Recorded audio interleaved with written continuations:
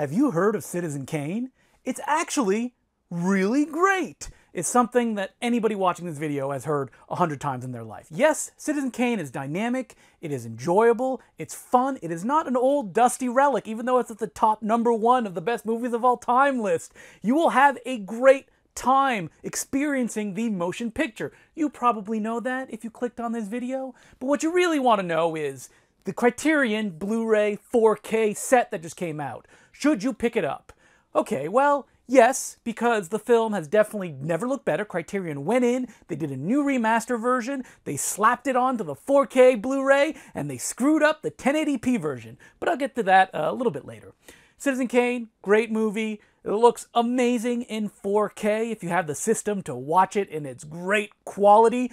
Me personally, I don't have a 4K TV yet, or a 4K player, but I can watch through some desktop wrangling on my computer these 4K Blu-ray files. Yet this review is mostly going to go through the special features, that if you already own a million versions of Citizen Kane, do you need another one? I mean, if you're watching this, you probably own one. If you don't, pick up this Criterion set. There is no reason for you not to, even though it has a flimsy case and I hate the way that it's designed and it's so difficult to get the discs out. But other than that, it has a bunch of special features and it ports over all of the stuff that came before. So you get the Peter Bogdanovich commentary track, you get the famous, probably one of the most famous of all times, Roger Ebert commentary track. I mean, how many Roger Ebert tracks are there? I know there's Citizen Kane, I know there's Beyond the Valley of the Dolls, and of course there is his favorite film, Alex Proyas' Dark City. I wonder if he did any others. I bet you he did. But on this disc, we even get a new commentary track. Yes, it is a Criterion rarity, new commentaries, and it's from James Narimore and, a favorite of mine, J-Ro, aka Jonathan Rosenbaum. And the commentary is everything that you would want. Very animated, a little bit combative, because J-Ro definitely always finds something to kind of disagree with on commentary tracks that he does, and it is a delight. I had a blast with it. Everything that I wanted for a new commentary on Citizen Kane. Now, as far as the special features go, there are a lot of them. You see, it's that block thing that you always get on new Blu-rays to make it look like there's a million of them. And there is a million of them.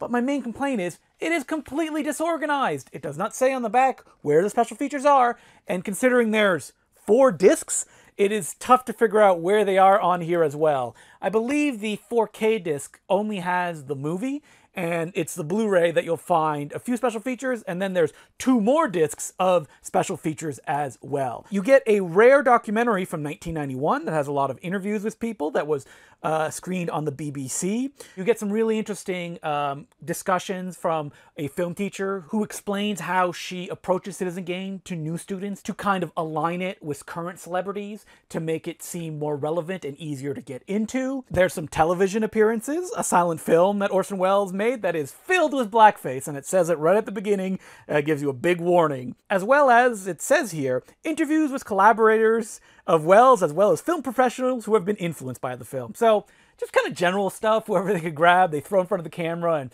get to talk about Citizen Kane.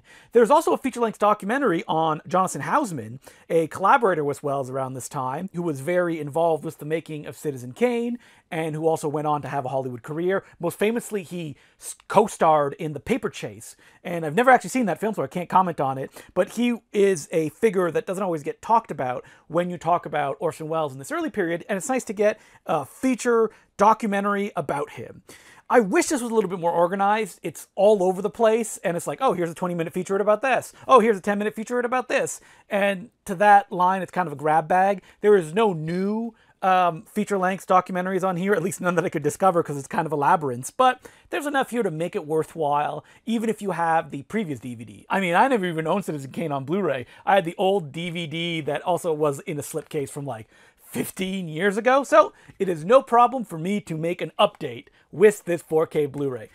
If you're watching this, you've also probably heard they really screwed up the Blu-ray edition of the film. You can mail in your disc to Criterion, a very confusing way to do it, and surprisingly demanding on the person who buys the disc to get a replacement.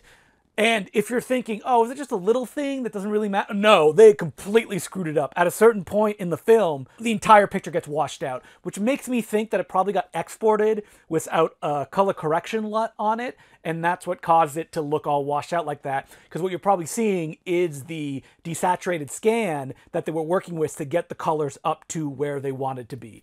How does this happen with a company like Criterion, who is in the top shelf? I don't know, probably an intern didn't pay attention because they were QCing all the rest of the stuff. It is very frustrating for anybody that picked it up without knowing, even though they did announce it the day it hit shelves, but you can get a replacement even though you have to mail your own disc. Screen Factory does it a great way where when they had an issue with the Friday the 13th discs, you just had to fill out a form and send a photo of your receipt. Not sure why Criterion's not doing it that way. It would be very much appreciated, but at least they're replacing it some way. So, Citizen Kane in 4K Blu-ray. Should you pick it up? Yeah, of course you should. I mean, there's probably going to be more editions of this in a big box. Maybe there'll be like a gigantic Orson Welles head and you open it up and a Citizen Kane disc vomits out and then the glue falls apart and then it completely collapses. That's probably coming down the line at some point. But for now, this is the ultimate edition and it makes the perfect Christmas gift if you need somebody in your life that's like a big movie fan and maybe they don't have so many Blu-rays. They don't buy them every week. Citizen Kane is an easy go-to. It's a great movie. Everybody enjoys it. If you don't, man, I just kind of feel bad for you. But I do, because it is a delight. If you enjoyed this video, please subscribe. I do Blu-rays and DVD reviews every week. I'm now starting a new series of how-to film where I just kind of break down shorts and stuff like that. So subscribe. I'd very much appreciate it. And thanks for watching.